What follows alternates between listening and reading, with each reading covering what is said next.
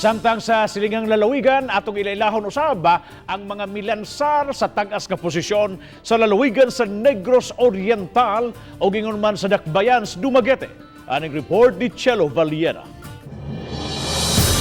Kaganihang alas 12 sa udto, way miatbang sa kandidatura ni incumbent 1st District Representative Jocelyn Lim Kay Chong. Susama usab ang nahitabo sa 3rd District. Diin subling magpapili si incumbent Congressman Arnolfo Teves Jr. Lahi ang sitwasyon sa 2nd District. Si incumbent Representative Manuel Sagarbarria at bangan ni kanhi kongresista George Arnaiz. Third cornered fight usab ang mahitabo sa bugno sa pagkagobernador sa Negros Oriental. Gawas ni incumbent Governor Roel Digamo, miduso usab sa ilang COC pagkagobernador sila si Bayawan City Mayor Pride Henry Teves o ni third-termer Vice Governor Edward Mark Macias. Sa laing bahin, tulo usab ang magbangga pagka-vice gobernador sa Negros Oriental.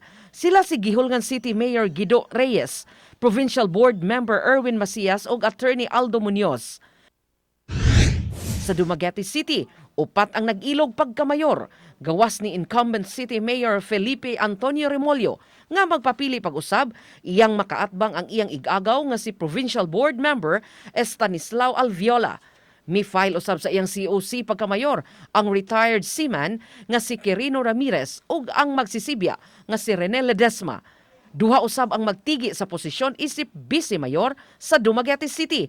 Si kanhi Vice Mayor William Ablong at bangan ni Kalindangan Barangay Kapitan Maria Isabel Sagarbarria. Uban ni Clans Gabutin, Chelo Valiena, Balitang Bista.